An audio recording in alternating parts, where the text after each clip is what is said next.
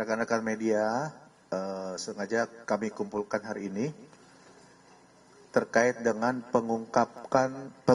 pengungkapan kesekian kalinya dari Densus 88 anti teror Barreskrim Polri, ya, di mana kita ketahui bersama kemarin melaksanakan penangkapan kembali ada beberapa teroris yang nanti akan disampaikan oleh Kabakrenmin Kombes Pol Aswin Azhar Siregar, ya, Kabakrenmin dari Densus 88 anti teror. Artinya bahwa Polri ini bukti komitmennya, ya, untuk tetap menjaga stabilitas dan keamanan masyarakat, ya, agar masyarakat tetap menjalankan aktivitasnya dengan perasaan aman, nyaman, ya, tanpa adanya kecemasan dan ketakutan. Baik rekan-rekan, untuk mempersingkat waktu, mari kita sama-sama dengar penyampaian dari Kombes Pol Aswin terkait pengungkapan kemarin tanggal 6 Agustus 2024 beberapa pelaku, ya, yang ada di Jakarta ini. Kami persilakan. Terima kasih. Assalamualaikum warahmatullahi wabarakatuh. Rekan-rekan media yang saya hormati, kami akan menjelaskan tentang penangkapan dua tersangka pelaku tindak pidana terorisme yang dilakukan penegakan hukum oleh Densus 88 pada tanggal 6 Agustus 2024.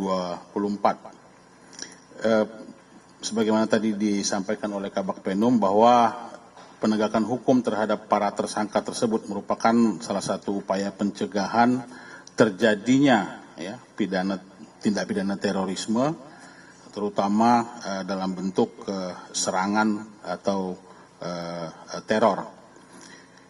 Adapun dua orang yang ditangkap tersebut berinisial RJ dan berinisial AM, ditangkap di wilayah Jakarta Barat, Jakarta.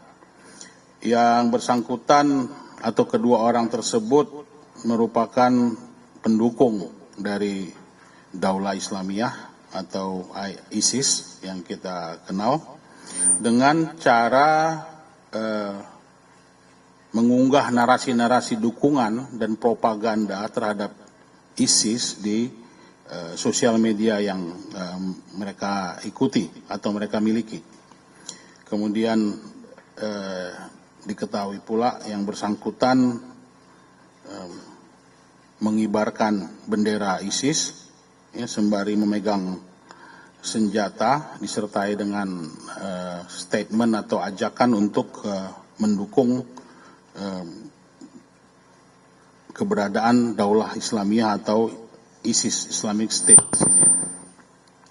Kemudian dalam pendalaman berdasarkan penyidikan yang dilakukan, kita ketahui bahwa dua orang ini telah merakit pula bahan peledak, ya, yang sudah diamankan oleh penyidik Densus 88.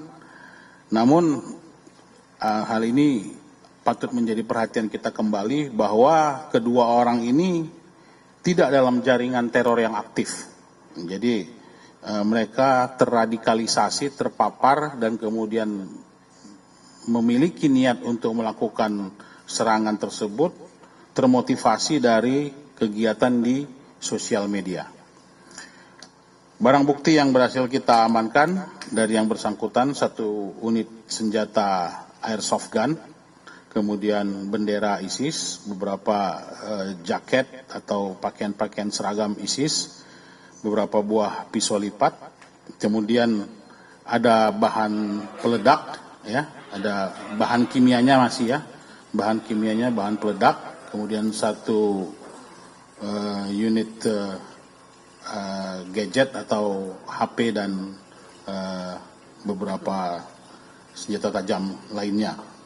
Nah, di sini kami ingin menekankan dan ingin menyambung, ya, kemarin yang kasus penangkapan satu tersangka HOK di Batu, Malang, ya, yang sama terradikalisasi dari keikut sertaannya di sosial media atau di grup-grup sosial media, baik yang di dalam negeri, ya, ataupun kita ketahui grup itu dikelola dari luar negeri. Ya. Ini dua orang ini juga sama, ya. Jadi mungkin kita harus semakin waspada bahwa proses radikalisasi atau termotivasinya seseorang untuk melakukan tindakan teror di dalam negeri banyak sekarang dipengaruhi dari sosial media baik yang berupa yang grup, yang private maupun dari internet secara umum. Dan hal ini sekali lagi harus menjadi perhatian kita bersama. Kami menghimbau ya keluarga, orang tua, kawan, kerabat yang mengetahui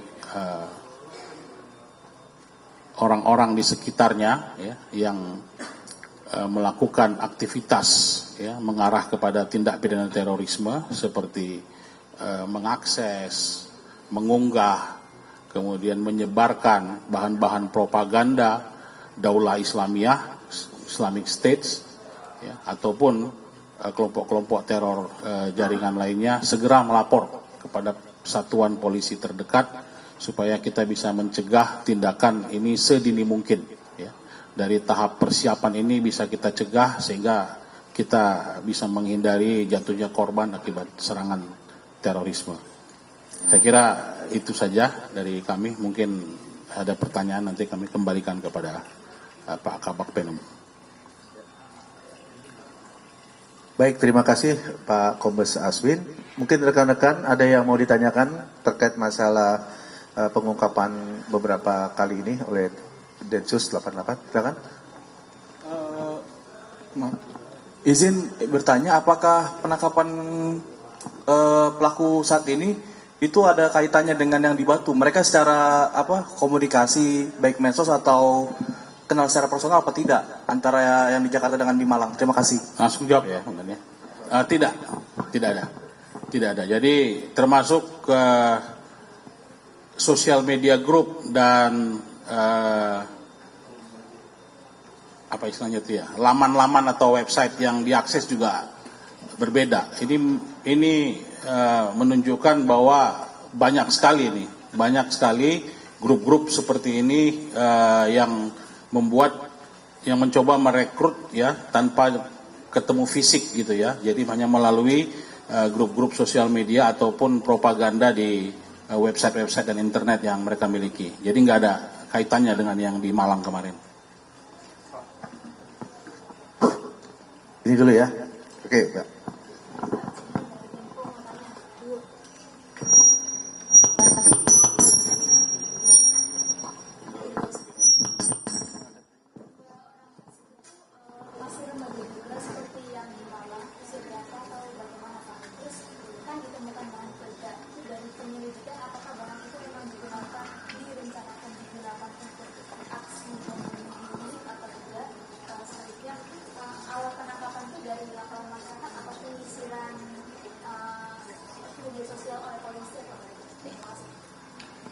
Dua orang ini sudah tidak tergolong remaja lagi ya. Jadi berusia di atas 25 tahun. Nanti kita lengkapin lagi ya. Karena kita tidak mau membuka dulu profilnya nanti. Ini karena memang mereka orang dewasa nih.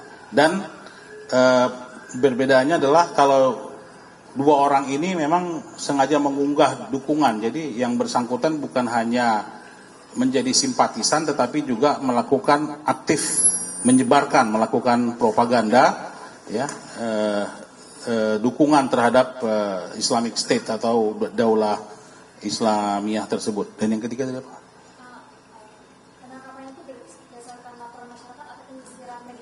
Nah, jadi secara teknis Densus 88 penyelidik atau unit intelijen yang bekerja di Densus 88 dan unit penyidik itu terus melakukan monitoring baik yang secara fisik jaringan-jaringan yang sudah kita kenal dan juga konten-konten di internet. Dan kita bekerja sama dengan Humas Polri, bekerja sama dengan Menkom Info, sudah banyak grup-grup sosial media ataupun website-website yang kita laporkan, ya, yang sudah di take down atau dilakukan tindakan oleh baik dari Humas Polri maupun dari Menkom Info. Jadi kita melakukan seperti screening atau monitoring gitu ya dari grup-grup yang memang memiliki aktivitas terkait dengan propaganda teror ataupun propaganda ISIS khususnya.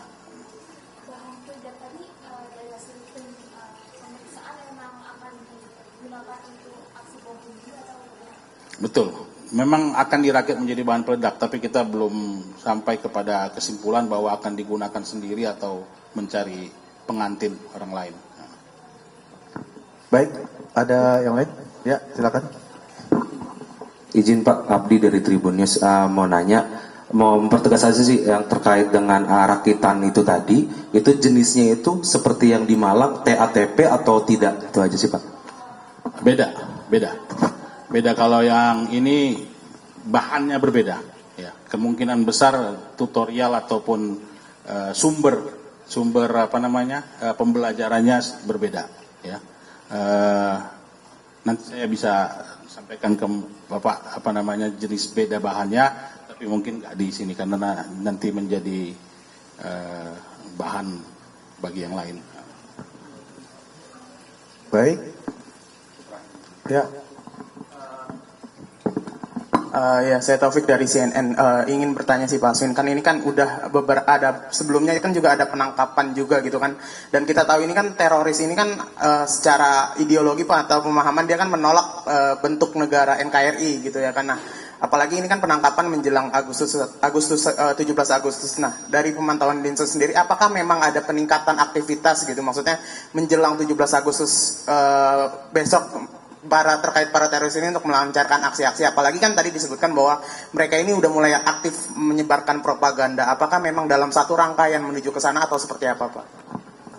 Saya kira itu jawabannya dari Humas atau mungkin dari Kesatuan Polri yang lain ya. Tapi khusus masalah terkait dengan propaganda teror ini, sebelumnya memang kita juga ada beberapa kali menangkap yang terkait dengan jaringan. Jadi jaringan kelompok teror kemudian menggunakan sosial media dan internet sebagai sarana merekrut propaganda. Tapi yang kali ini, yang terakhir ini, memang mereka ini seperti individual atau self-radicalized gitu ya, terradikalisasi sendiri dan kemudian muncul girohnya dan kemudian muncul niat untuk melakukan tindakan atau aksi serangan terorisme ya. Kita belum tahu seperti apa aksi yang akan mereka rencanakan. Kalau yang seperti di Batu Malang kemarin memang itu dari dia sendiri sudah membuat pernyataan bahwa dia ingin meledakkan diri sendiri. Kalau yang ini belum. Nah, jadi yang jelas sebenarnya tidak ada istilah menjelang 17 Agustus atau menjelang tahun baru nanti. Densus 88 itu 24/7 gitu ya. 24 jam sehari, 7 hari seminggu.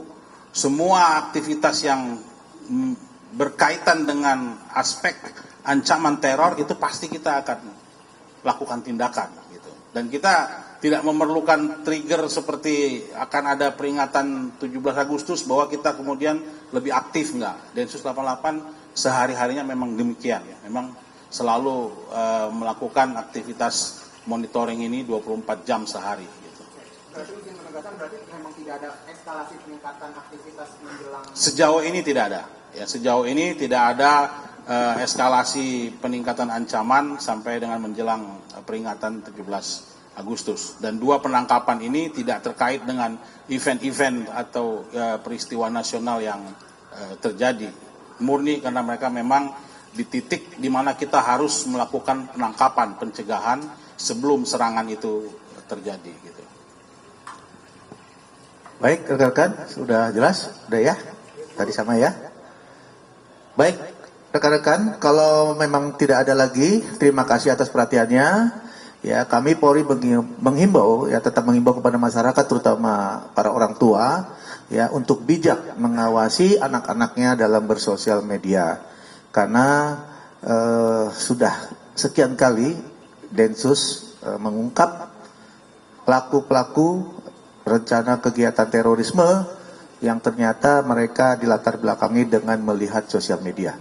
Oleh karena itu sekali lagi kami menghimbau terutama kepada para orang tua untuk bijak dalam mengawasi anak-anaknya dalam bersosial media. Terima kasih rekan-rekan atas perhatiannya. Saya akhiri. Billahi taufiq wal hidayah. Wassalamualaikum warahmatullahi wabarakatuh.